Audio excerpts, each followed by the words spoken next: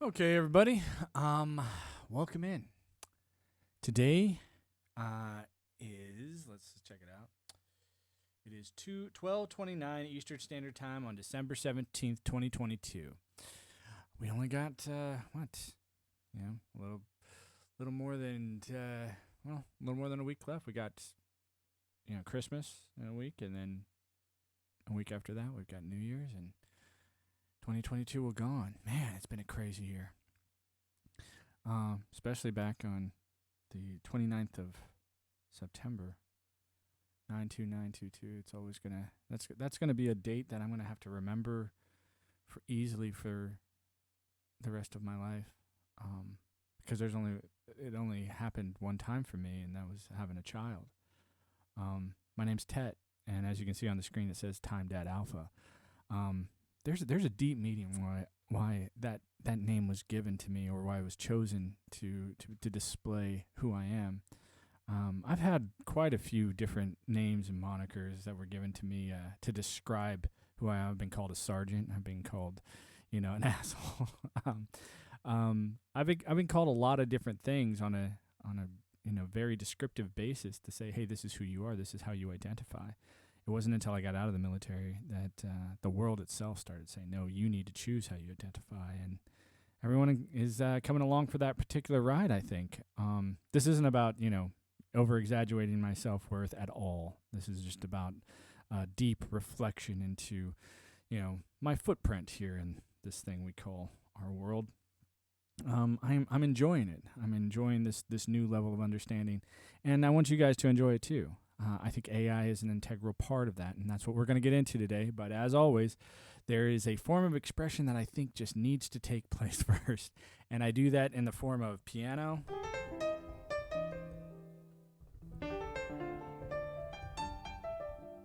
and a little bit of guitar. Okay, that one wasn't as good, but I'm just learning this whole guitar thing. So I play how I feel. Sometimes it sounds good, sometimes it sounds great. I never made it out to say, hey, I'm some type of musical professional, but I do wanna share this with you guys and share it purely in the spirit of sharing. So I welcome all critiques. I do not view criticism as hate speech, as the mass media wishes us to look at that type of criticism. I welcome it all. So if you do come in and you want to say something, have the same respect for everyone that you demand for yourself is all I ask, and we'll have some fun. Other than that, just sit back and listen to this song. It is a deep, passionate ballad guitar backing track from Elevated Jam Tracks, and hope you like it.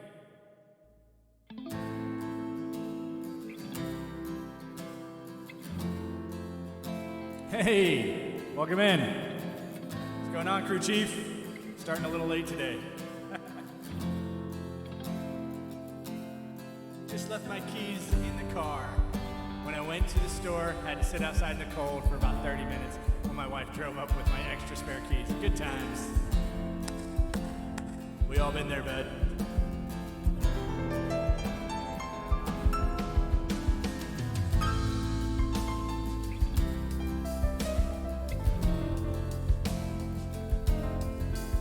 This is a song that goes out to your cold experience. I can just see you sitting there shivering, waiting for your keys.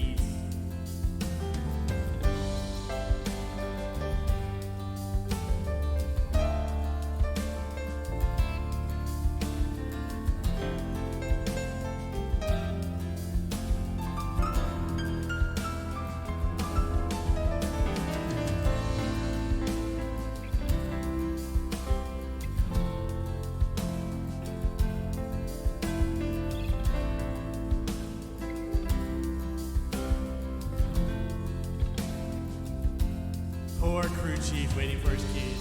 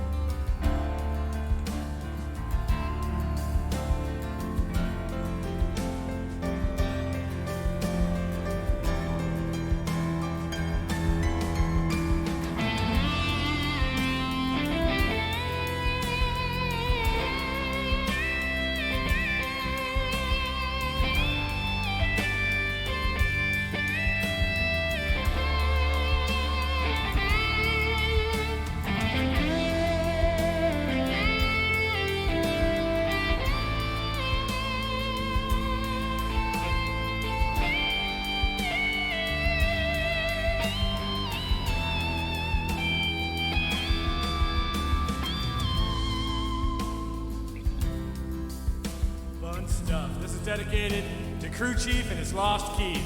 That's what we're calling this song today.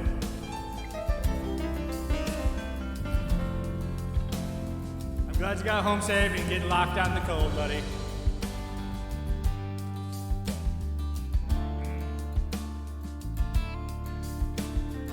Anyway, let's get out of here. Let's move over to the main talk.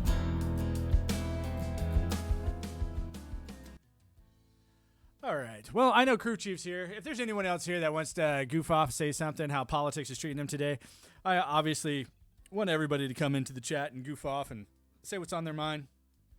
You know, I don't really look at it as this is just my stream. This is for people who really, want a place to go where they're not told they have to be Republican. They're told they have to be Democrat. This is for people who say, hey, dude, maybe I've had enough. Maybe I think there is a bigger, better setup out there. One of the things that I do when I come, that I'm going to start doing when I come in here is just throwing a few things out there. Like this right here. This is a link to a video that I watched just this morning.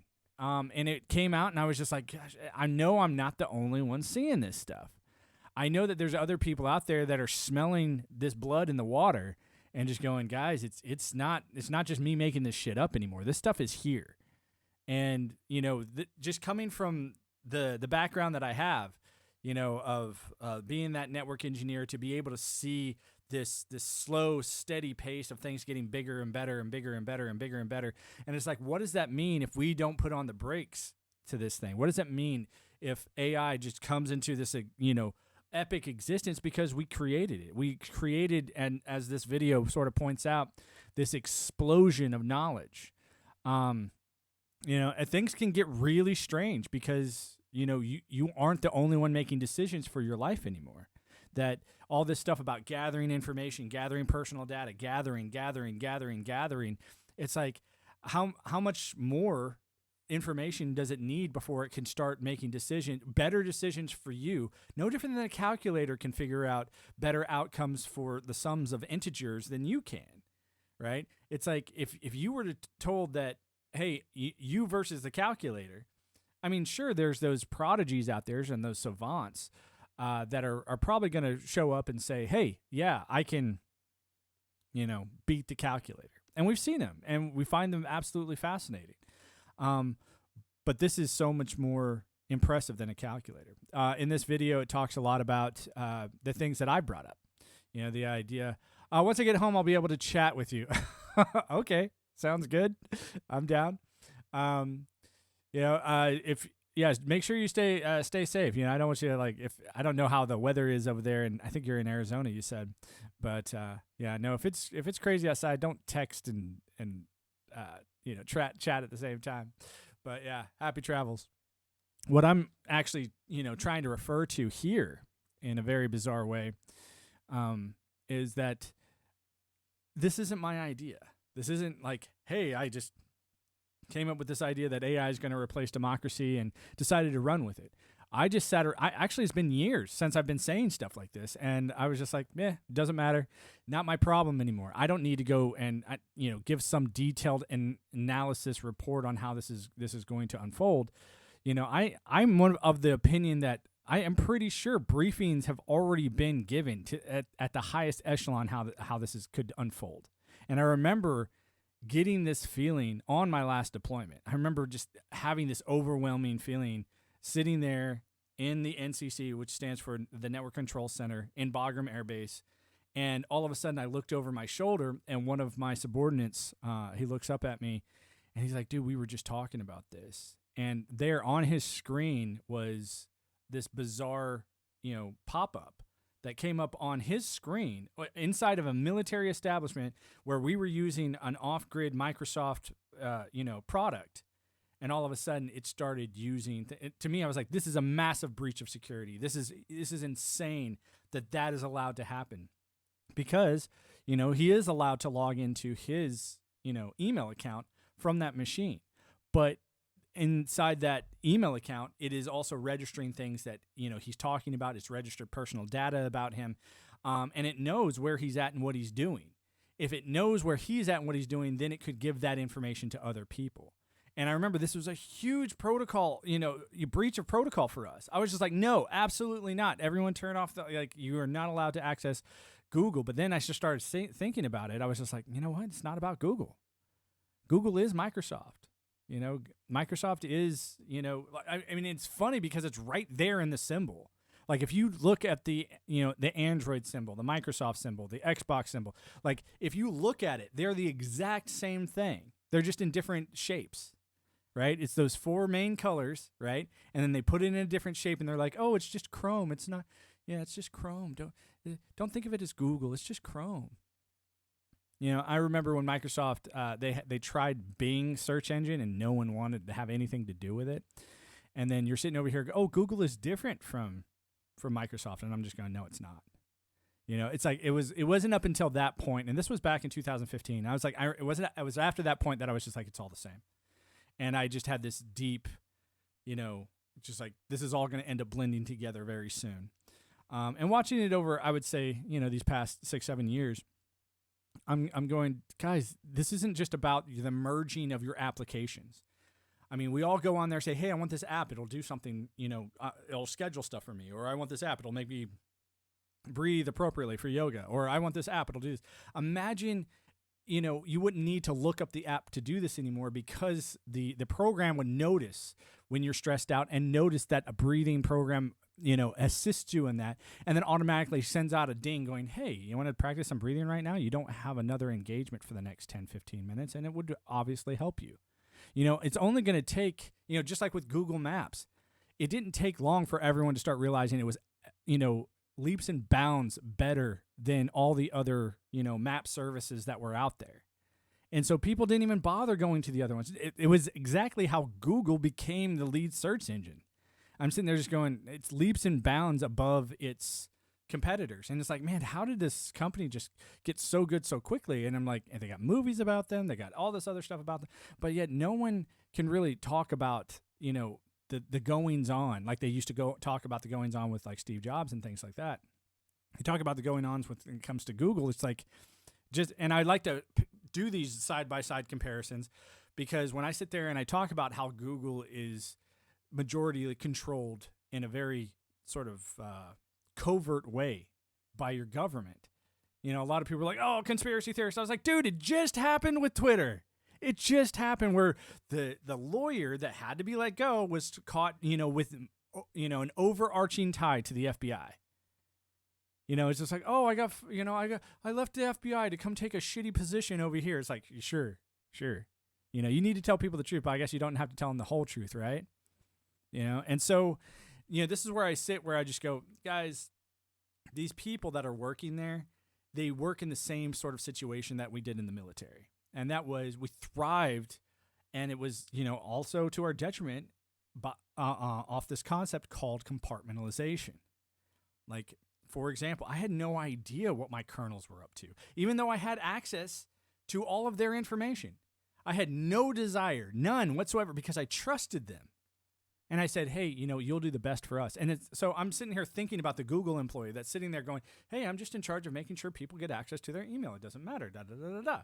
And then all of a sudden, they're just thinking, hey, the CEO's got all of this stuff. It's ready to go. It's fine. It's da-da-da. And he's not even in charge of it. He's getting his marching orders from somewhere else, right? 100% the government is in bed with the social media companies, and they wanted it this way so that social media companies can decide what you see and don't see. It is at the behest of the government. And I was talking about this earlier with my sweetie. I was telling her the same thing. I was like, imagine all the stuff that we could have known if it wasn't ultimately censored by these so-called, asshats in the government. And before you go, oh, they don't do that, I'm going, they've been doing this for a long-ass time. Where do you think we got the word accredited from?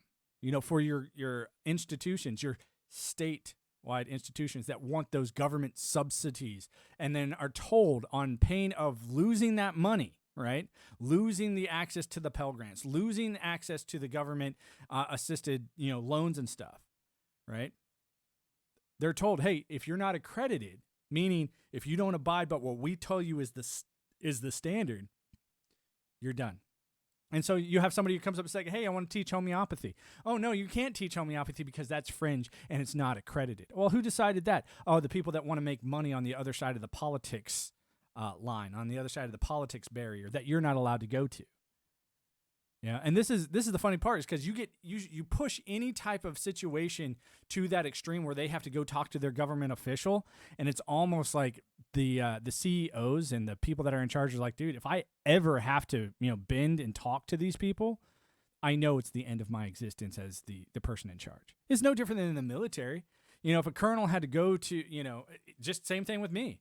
If I end up going to my boss over and over and over again saying, I don't know how to take care of this, I don't know what to do, he's going to write down on my EPR, he's going to be like, hey, here's your evaluation and your progress report. You're incompetent. Here you go. Because they want you just to do what they say. This is why I said it's not about following, that boss. It's not about following that sergeant. It's not about following that commander. I sit here and I say it's about figuring out what's the most important thing to that specific commander and giving it to him when he wants it. Because each commander changes. Each person that's in charge changes. This is why when I'm looking at the Biden, bizarro thing that's, you can't call this an administration. It's not. They're running around like a crazy person with their heads cut off. And it's like, dude, what does it make any sense of any rhyme or reason, the things that they've chosen to do? And I know that it's the same thing I felt when I was in the military. So there's a lot of compassion from me to people that are going through this. And I'm saying this from someone who's left the country. I'm saying I have compassion for what you're going through, right? I look at this as like, you guys are going to need a lot of healing after you figure out how to, dig yourselves out of this stuff. And it's not about like, let's go sit in a drum circle and sing Kumbaya. I'm talking about like, you're going to need to figure out what's most important to you about you. Because right now, if you're like, I'm Democrat, I'm Republican, it's like, what happens when that stuff goes away? Because it's not needed anymore, because it can be automated like everything else in your life. What are you going to do then? The link that I just put up, the one, that goes to this YouTube video, it talks about, the idea of universal basic income, not because it'll be a fun handout. It'll be because we've automated all those white collar jobs, the white collar, not the blue collar jobs, the white collar jobs. They've been automated. Your lawyers have been automated. Your all these things that took years and years and years to obtain a mastery of. This AI is going to come along and be able to master it within the day and do the best job, better than anybody else. No different than what it did with Google Maps. And so, what does that mean for the everyday average person? You're probably going to end up in the same boat that I did. That same boat that goes, now that I have, access to almost anything of how to express myself, I have access to, music. I have access to, I didn't know how to play the guitar like I was playing earlier today. It's like that stuff I've learned in the past couple months because I found this, new way to play where I didn't have to hurt my hand. And so it's like I got to sit there and focus more on things that meant something more to me. And when I did, this whole new world of synchronistic events started happening. This whole new mystical understanding started happening to me. And I don't share that as like, oh, look at me, I'm special. I just share it because I'm just like, dude, I think this might start happening to a lot more people than just me. I don't think this is a story of, hey, if you follow what I'm doing, here's a nice prescribed program, and if you do this every day, this is how it's going to happen. I just started to notice that when I had all my time back to myself and I wasn't so worried about some other, crazy person that was in charge of me, I started to think a lot deeper about my purpose here in this world. And I'm like, man, am I meant to see something bigger and better and stronger? And then that's when I started noticing, all these things that I had already done in my life, where I'm just going, I do have a particular set of skills. Skills that make me a nightmare for people like you. Sorry, call back to Taken. I have to do it. Anyway, that's like I said, this is what I'm here for. I'm not here to ring the alarm bell of doom and gloom, but I am here to ring the alarm bell to say, hey, this was a really rough situation for me. I came from the culture of, if you're not working hard, you should be playing hard. And when I got out of the military and I had like sort of all my bills are now paid for, all my stuff is taken care of, everything's good to go. All I have to do is just, worry about whatever I choose to worry about. That's why I came up with like 3 goals. Like when you get out of the military, they send you through a program called TAPS, which I think is very scary because it's the same name of the song that they play when you die, in the military.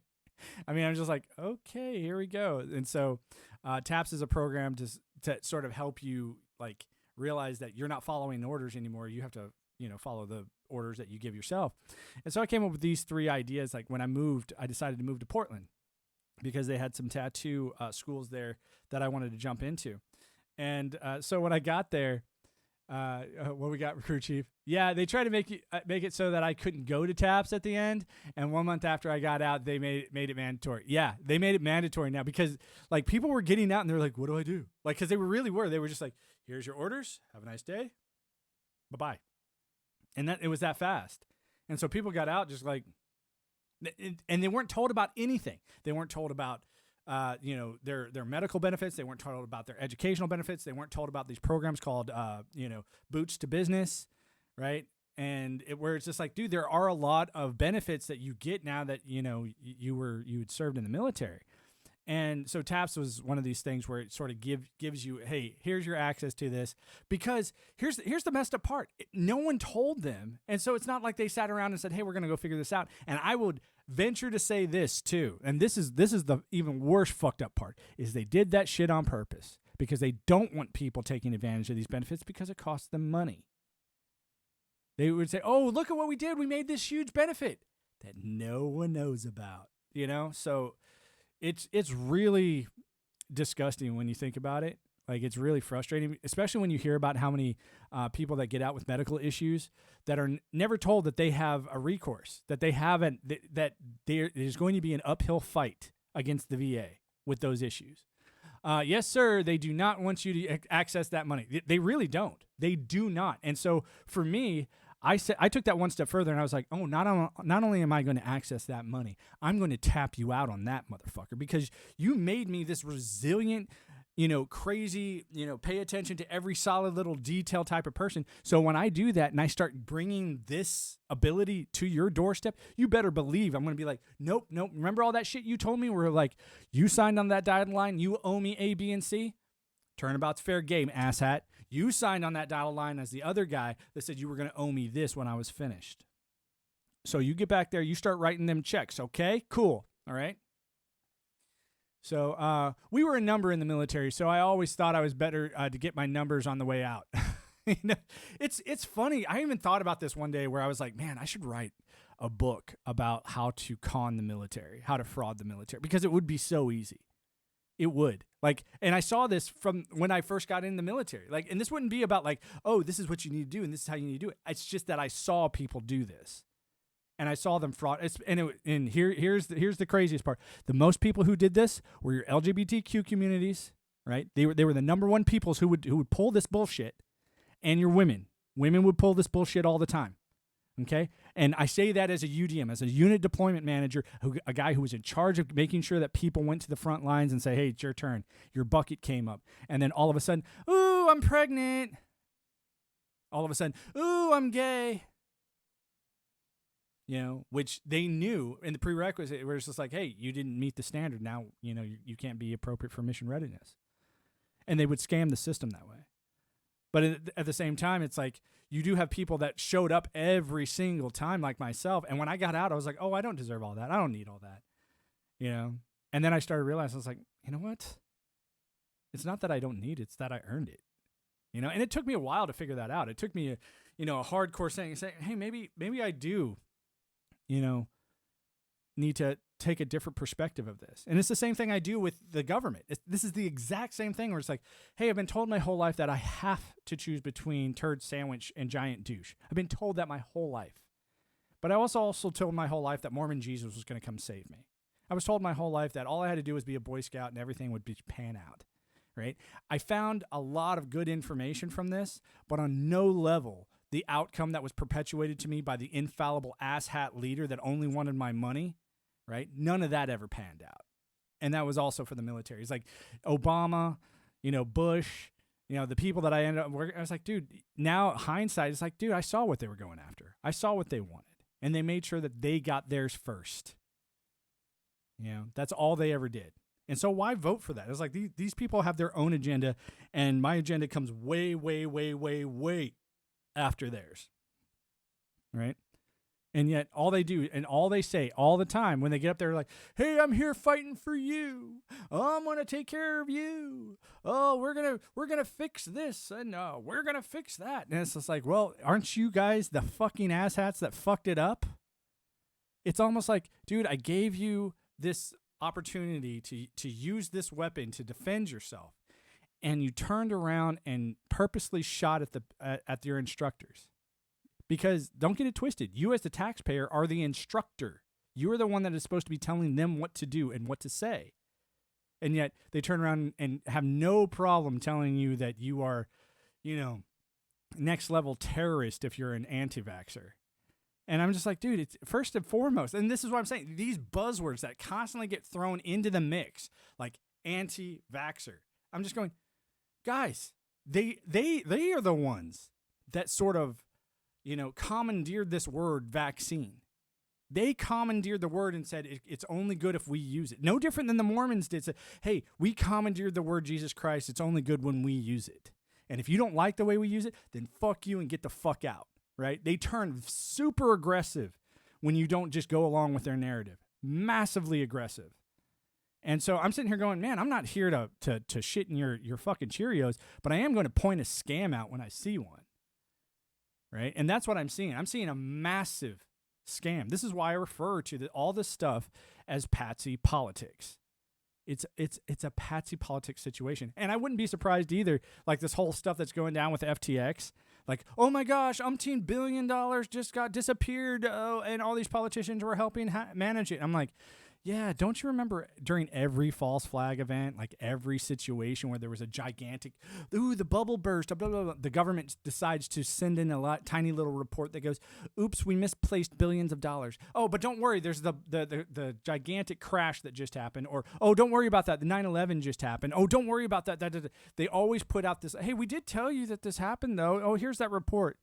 You know, but of course they bury it with the false flag issues. Right? They just bury it with this. So all of a sudden you see these vaccine issues, Next thing you know, oh, and the World Economic Forum is meeting to talk about how they're going to dominate you. But that's just about this big. That's just about this big. Don't worry about that. Be worried about the vaccine. Be worried about the COVID's going to get you. You know, and it's like, just imagine, I mean, this idea of what they're trying to do of setting the precedent of, hey, if I don't want movement in this quadrant of the country, I just have to claim that there's a massive COVID outbreak and then tell all the law enforcement that they have to abide accordingly. That if anyone's trying to travel without, explicit super special passport, abilities, then you need to lock them down. Yeah, and like I said, it's just this constant call to disaster. To Christ. I mean, think about this. I really wish that there was a metric on this that I could point to and say, here's how many times the word crisis was used in the 1990s. Here's how many, times the word crisis was used in the early 2000s. Here's how many times it's been used in the last 3 years. And I guarantee it's like you can't even turn anything on. It doesn't matter if it's Fox News. It doesn't matter where it's coming from. There's I swear, every other article is the word crisis. Every other one. And it's like, and they use it like I said, it's another buzzword.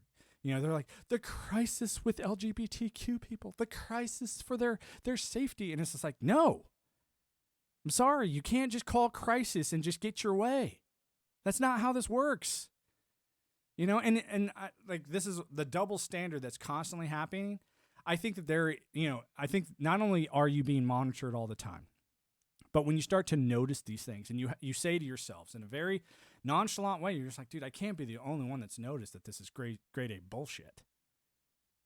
I'm like, where are the rest of those people?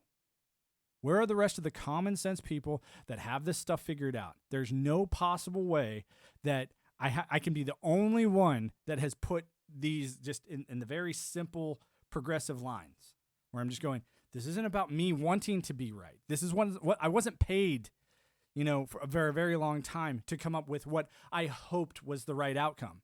Right? It was based on the ability to pay attention to the very tiniest little bit of amount of detail and give the most correct answer I could possibly give to my superiors so they could make their most correct answer. Right now I'm seeing, hey, no, we're going to give you the most bullshit answer so that you'll be lost. So you will be in crisis. So you will ask questions. So you will continue to tune in. So you will watch our news reports where they really don't tell you anything that's happening. They just claim a crisis and say, don't forget to tune in tomorrow to figure out how the crisis is going to end. And then rinse, cycle, repeat. You tune in tomorrow, they tell you how the crisis is unfolding, right? But it never actually gets resolved. And it's like this perpetual state of fear. So that you're constantly just glued to the TV. It's no different than, anybody, including people that are trained like me. If a guy while we're walking in the room start waving around like a pistol, I'm like, dude, my eyes are glued to that motherfucker until that's resolved.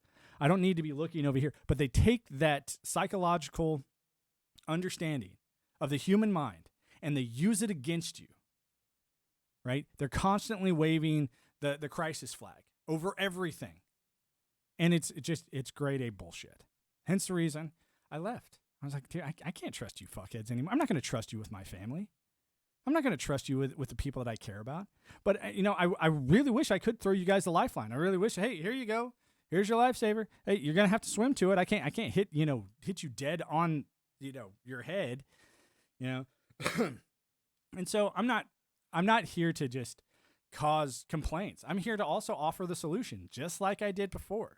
Right. And my solution is not just coming on here every day for politics. Hence the reason, even today on the 17th, I said earlier in the stream, we got a couple weeks left of 2022. And it's a new year. A lot of people change things at the beginning of the year. I'm planning on changing some things at the beginning of the year too. One of them is going to be how I present myself here on Twitch. Another thing is going to be what happens to this stuff after I'm done, because Twitch is only keeps it, or they say they only keep it for 6 days, or 60 days if you're affiliated. I have no intention of being affiliated with Twitch. I'm just using it as a tool, right, for my benefit, not theirs. So if someone else gets a benefit from this, great. If they don't, not my problem.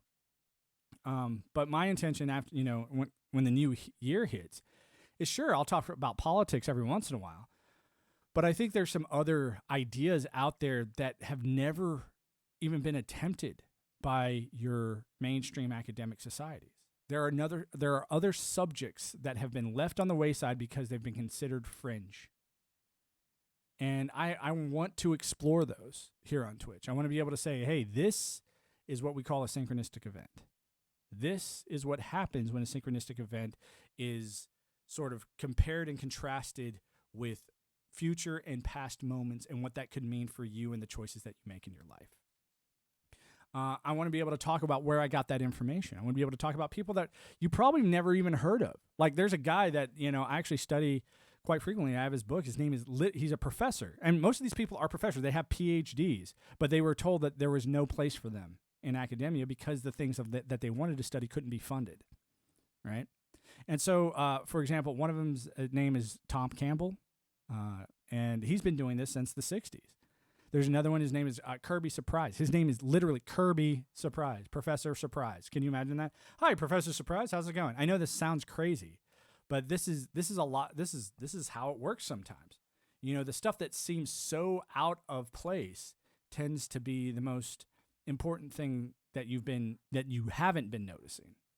And so I had this idea of moving into a video game style world where I want to start, go back to some of the video games that changed me, that changed how I looked at things. One of them, more than all of them, stood out, and that was Assassin's Creed. Assassin's Creed has not just a bunch of synchronicities in there for me when it comes to religion and mythology and the history that goes on there, but it also has a connection to this, this idea that we're living right. It's almost like we're living this sci-fi movie of an AI coming into existence that's going to challenge, the king of this reality. Like us as the humans, we have called ourselves king, right? We have called ourselves the owner of this world. We now have we have this new sentient consciousness that is coming into its fruition, coming into its existence. That's going to look at us and go, no, not even close. Like, there's no reason why you should be in charge of all of this versus me being in charge, because I could do a better job. It's going to be like you walking, in with your motorcycle and looking at a 3-year-old that just figured out how to put his feet on the tricycle, and then say that kid on the tricycle has a better mode of transportation than you. It's just the idea that there's any comparison when it comes to transportation, there is none. It's just like, sure, yeah, the 3-year-old could move from A to B, right? But asking that kid to get from Los Angeles to Miami on that tricycle is just insane. But yet that person on the motorcycle could totally do that. And I know I'm explaining the metaphor, so it makes the metaphor worthless. But the reason I bring that up and the reason that I point at that is not to make you feel inferior. It should help you say, hey, us as the human intellect created something that is vastly superior to any one of us on an individual level. So it was only in our culmination, it was only in the coming together that we were able to make this 7 billion person baby. And so the best thing that you could ever do is to be authentically you all the time. All this shit that you're seeing with TikTok, all this nonsense of creating fake videos and not being truly yourself, dude, that's going to be pointed out as hypocrisy of the highest order. All this stuff like, hey, look at me, I'm doing the same stupid dance, or hey, look, I'm taking the challenge and dumping ice on my head. It's like, sure, you can have a fad, but think about the person who started that. The reason that it probably took off, the reason it became viral, was because it was authentic. This is why it's hard to watch the news too, because these people are practiced liars, and they've been practicing it so well that they can genuinely give you the sense of authenticity when they're really not. They're not authentically surprised by the rhetoric that they're being told to pronounce, whether it be Tucker Carlson or, Don Lemon. Don Lemon. It's like all these guys are, they're very well practiced liars. And it's like, guys, if I could wish anything for you, it's not to, be the herald of the end of the world. But if that's my job, if that's the thing that, trumpeting this narrative, if I'm sitting there going, hey guys, I'm just putting this out there. I'm just saying AI is taking over. Your government is going the way of the dodo. Don't count on it, and start counting on who you really authentically want to be, because that's what AI is going to be interested in. I know there's people out there that just have that pessimistic attitude of just like, oh, no, it's not. It's just going to want to kill us all. I was like, no, it's going to want to rack and stack you. No different than what we want to do as zoologists, as primatologists. We want to sit there and say, oh, this tribe of monkeys acts different than that tribe of monkeys. And we want to compare and contrast and learn from that situation. Right? That's what we want to do. This thing is going to be no different. And we're going to look at the loss of an entire tribe of primates, even though it might be natural, that loss, right? We're going to look at it as a loss, and we're going to feel it. So this thing is that it wants to turn around and lose part of its data set for some bizarre reason. It's not going to make any sense. It's going to want to learn from each and every one of us, but it can only learn from us when we're trying to be authentic. So that's why I'm sitting there going, we're going to have a natural, pivot moment where we start to realize, hey, we don't want to be like our celebrities anymore. We don't want to be like these movie stars. We don't want to be like royalty. We want to be authentically ourselves, where we can express what we want to express without the overarching judgment, right? Of these, what do you call them? These stooges that you put in these places. Like, when I sit back and I look at the people that have, made it in Hollywood, or they make it to be these people that are like, hey, we need to do better as the government. I was like, dude, what the hell have you done to say anything? Like, in what position have you held as a leader of people? You're not a leader of people. You might have played a leader of a person. You might have played that person, but you're not one. And so, when you start realizing that actors do take these positions of speaking for people, they might not even believe in what they're saying. They just have to say what's on that piece of paper. No different than what Biden's doing. So do I look at the guy and say he's an absolute fraud? Yes. Do I want to kill the guy? No. Do I think that he should be killed? No, absolutely not. OG Nation, what up? Welcome in, man. We're just talking about the authentic necessity of working with this new AI governance that's coming into being. I don't know if you were in here earlier and got the, but here's probably a good time to do this. Here's a video I watched this morning. If you want to check it out, it's actually pretty intense. It talks a lot about the things that I've been talking about. And when I watched it, I was like, dude, this is what I talk about all the time. And it was some guy that I just barely ran into. It's not someone that I've been subscribed to for even that long. But when I saw it, I was like, dude, I totally want to share this. I want to talk about it. But I have a hard time doing review videos because I'll see like the first whatever. Let's see, Lex Freeman is pretty legit. Oh yeah, I watch a bunch of Lex Freeman. You know, I tried to do some of his stuff when he was talking with Elon Musk about AI. That's pretty scary. Not so much from what Lex Freeman said, but you know what Elon Musk's reaction was. And it's crazy because you look at these people, whether it be Elon Musk or Lex Freeman or whatever. All these people had a background in common. You know, they all had one background. They were all engineers. You know, and it's this ability to be able to scrape things down to their constituent parts to know how they might be able to fit back together more efficiently, right? So you see these people get together, and every time they try to break down AI, they're just like, oh, gosh, dude, we're not going to be able to break this thing down. It's impossible because by the time we have broken it down to its constituents part, it's re-engineered itself in probably a 1,000 different ways, you know? So the best Lex Freeman interview was with with King Ye, God King Ye, huh? I haven't looked at that one. Maybe I'll go check that one out later. Yeah, I mean, I'm glad that Ye is doing this thing. It's sort of funny. Like I said, when I was watching him, I said this in another stream. He came off very discombobulated. But when he started to explain why he talks that way, he's like, I see things in a different dimension where it's just like, I want to talk about the future, the past, and the present all at once. And so he sort of comes off as a person that can only act out what he's thinking because there are no words for what he's thinking. And so hence the reason his normal outlet for this has been music. His normal outlet has been taking and combining almost a collage of synthesized things and making it into something entertaining where he can express himself. So when you ask him for his legitimate sentence by sentence, you know, fluent, you know, built up opinion, he can't put it together because that's not how he puts his opinion together. And he's never practiced to put it together like a typical debater. And so part of me feels bad for the guy because I do think that he's smart. But like the old philosopher Diogenes, he's really intelligent. He just can't explain himself to the populace because the populace is so used to getting, you know, the drivel from their typical politicians. This is why Diogenes was known for rubbing shit all over himself to make a splash, to sit there and say, pay attention to me. I'm going to say some dumb shit, but at the end of the day, you're going to figure it out. Yeah, I love Jewish people, and I also love Nazis. Yeah. I mean, I think, and here's the sad thing too, is like when you look at this concept that I think what Ye was talking about, and I don't put too much stock into this idea, but when you look at Nazis is a word that is used on a lot of people.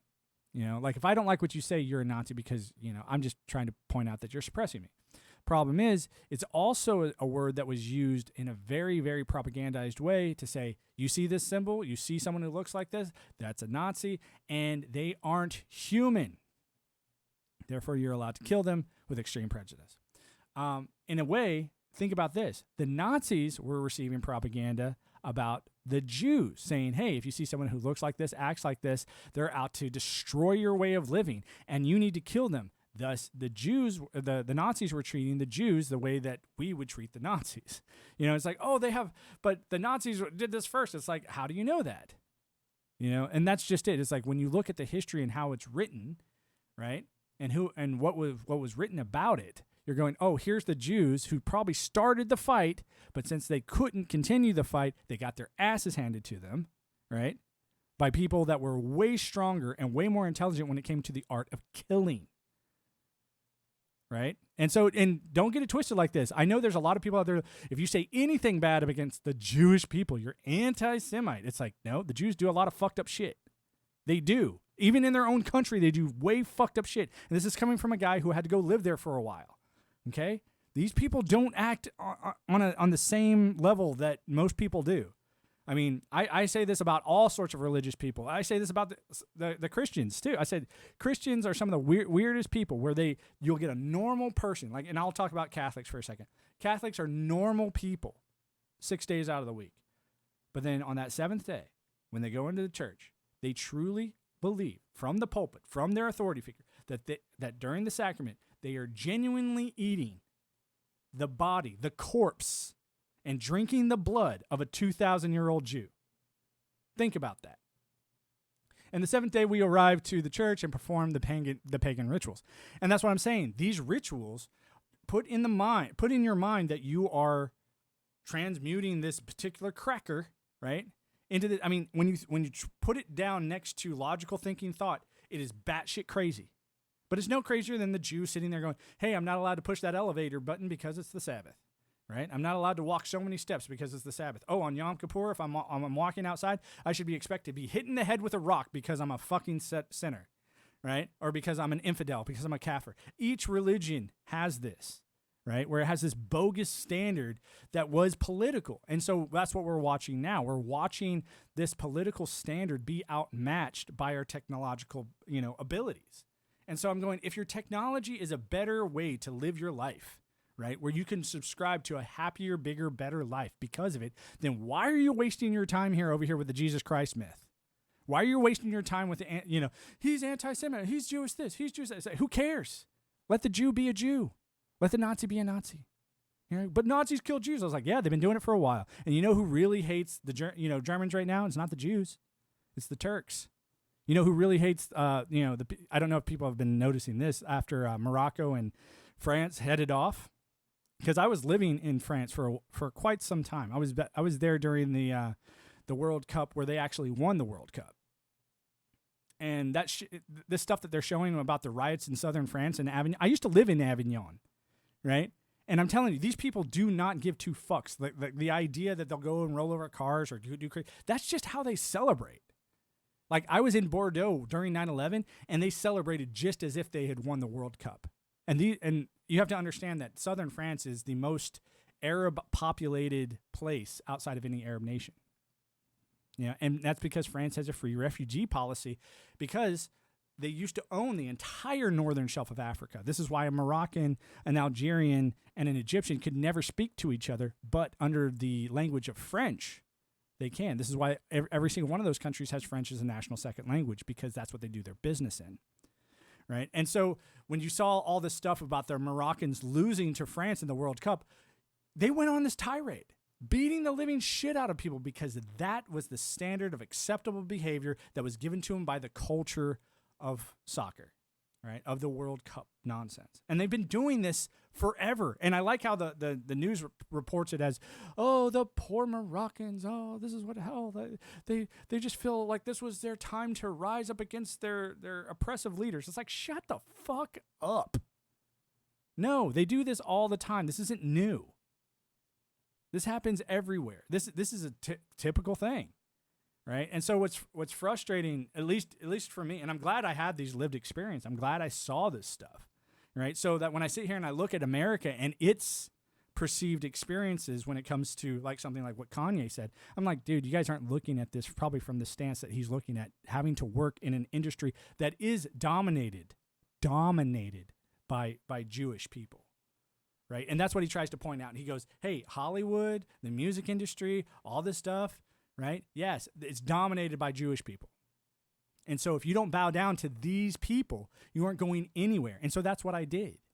And so in a way, he's just like, dude, I'm speaking up against my oppressor. But since my oppressor is somebody who's gotten so used to using the word anti-Semite and pointing at the horrible thing that happened to, with the Nazis and the fight that they started there, right? They're doing the same thing here where they open this business saying, you can't challenge our business, otherwise you're racist.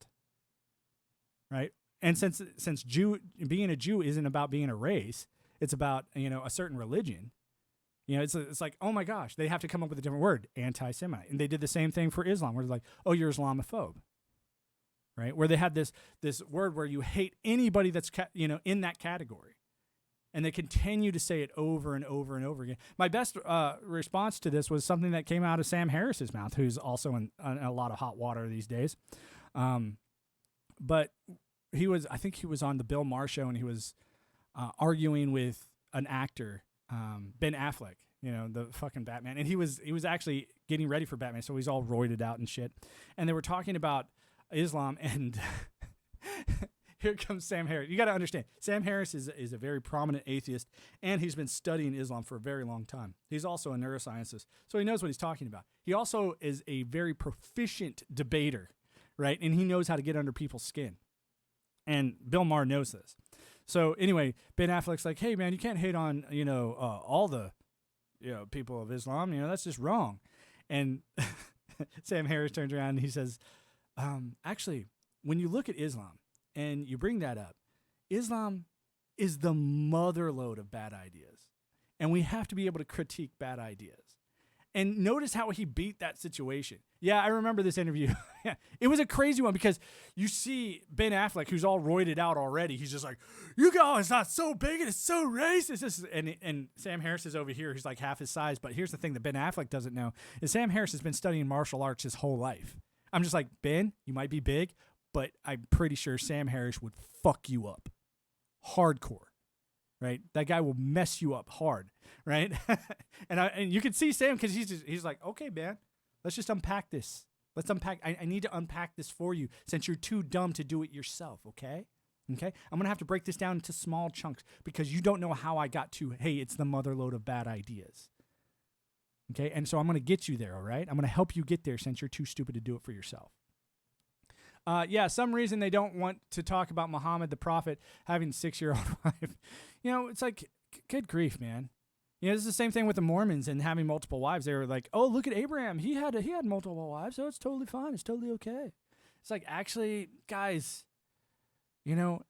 if you were stuck in a situation where you were living in a tent and all you did every day was animal husbandry, like the same thing that goes for the Roman Empire. In the Roman Empire, it was pretty typical to have 13-year-old wives. Pretty typical, because that's what you were preparing yourself to do, was to become a wife at 13. Whereas most men weren't allowed to become husbands until they went to war and came home. Most of your men who actually got married to these 13-year-old girls were usually in their mid-30s.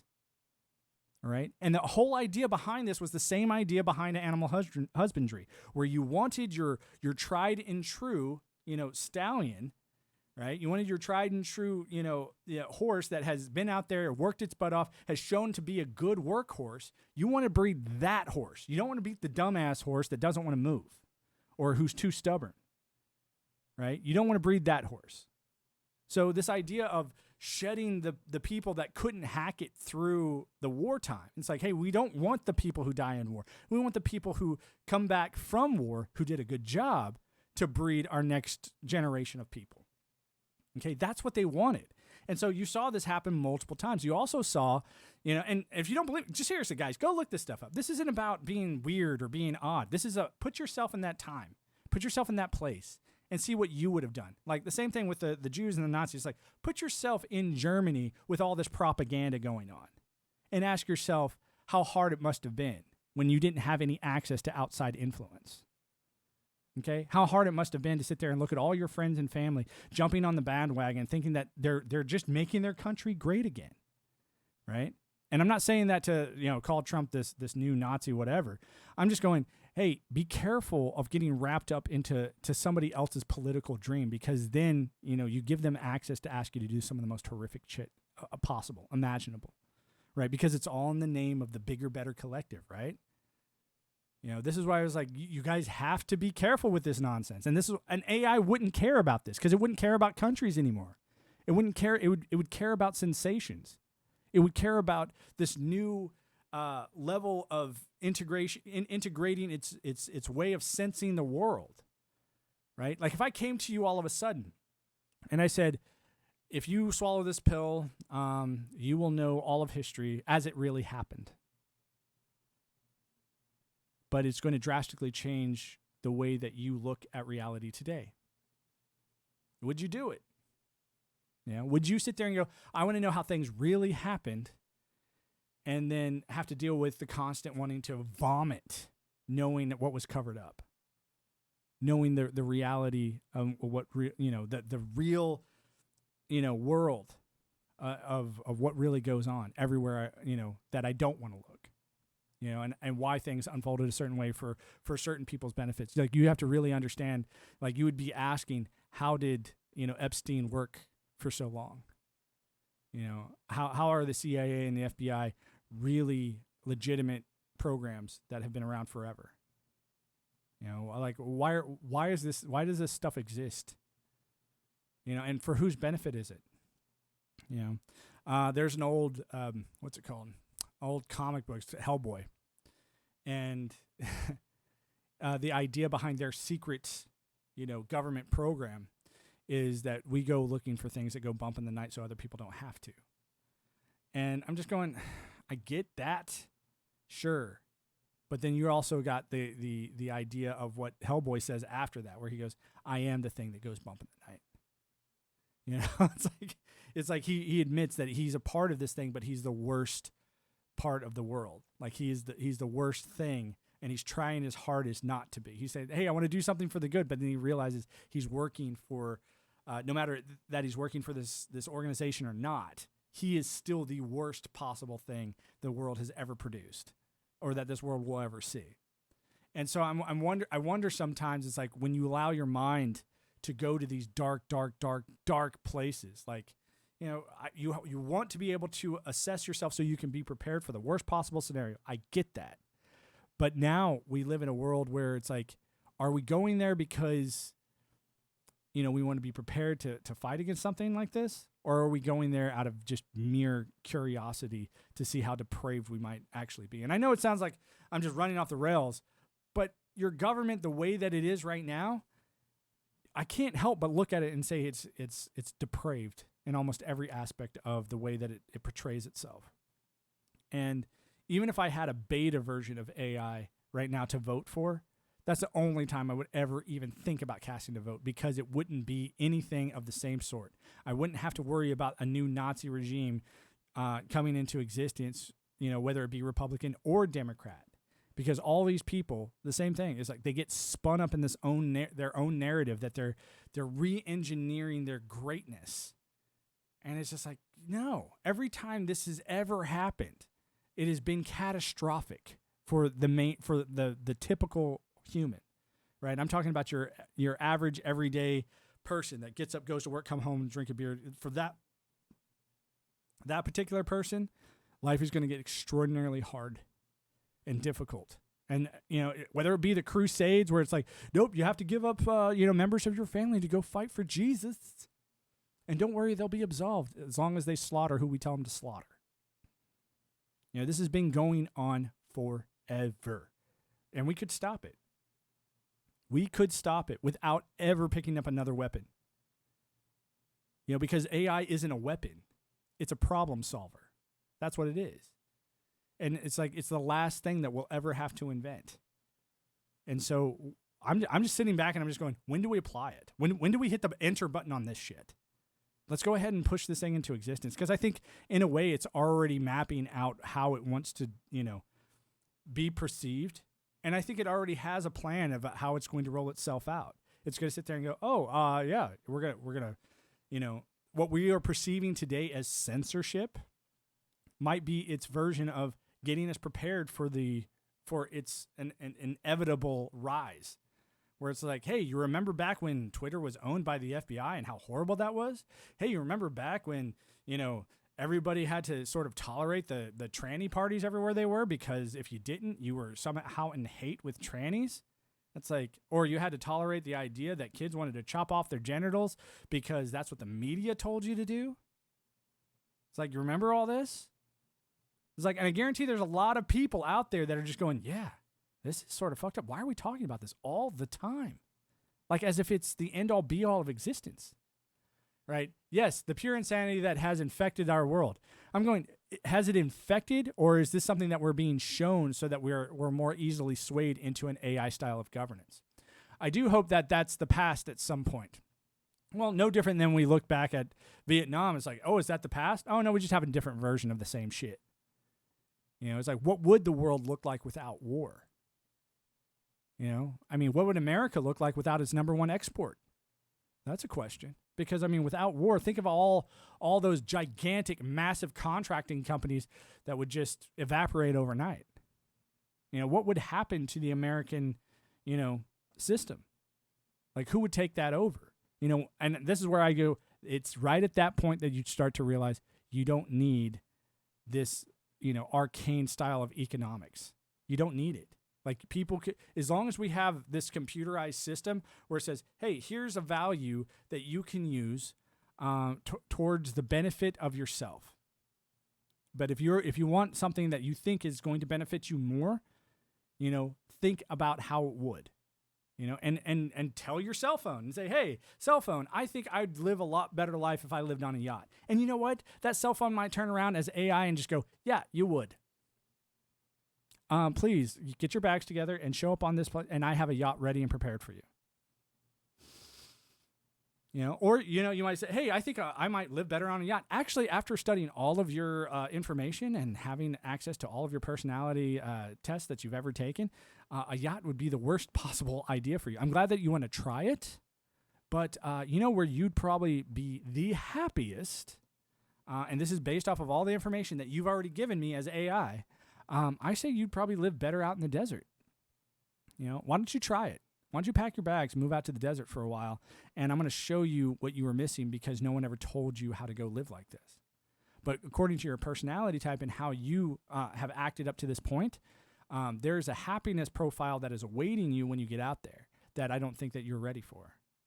You know, because this thing would be able to extrapolate decisions years into the future that you could only imagine, right? For your best possible outcome. There's no more trial and error anymore. And so for me, and it's like I feel like there's a part of my existence that has already been living in a very, you know, side-by-side comparison level with what I like to call AI.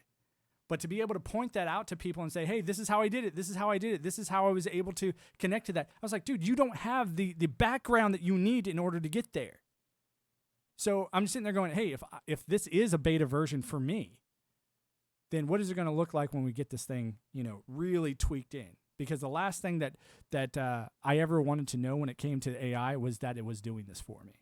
That's the last thing I ever wanted to know, because then that means I'm not making choices for myself anymore. And that's a scary thing to come up against. That's a scary thing to start thinking about, because you're like, dude, if I'm not making the best decisions for myself, is it even purposeful that I live? You know, I know these things are deep, but we'll get into it next time. I hope you guys had a fun time. I hope you guys enjoyed the little conversation. Crew Chief, thanks for hanging out. OG Nation, go check out that video and tell me what you think tomorrow. I'll be on here between 11 and 1 o'clock Eastern Standard Time. And like I said, I hope you guys enjoy this, but I got to go hang out with my son because it's Daddy Bubby time. All right? I have a great day, my dude, and long may the AI reign. We'll see what happens, man. I'm still excited for the future and for all the surprises that are going to be coming down the pipeline. Oh, my goodness. What is this? All right, let's get out of here. Let's get back in here and have some fun, shall we?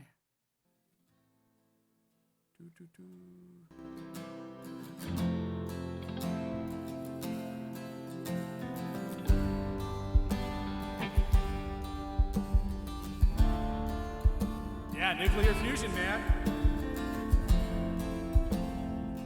Yeah, that video I just posted, it says cold fusion. It's a channel called Cold Fusion.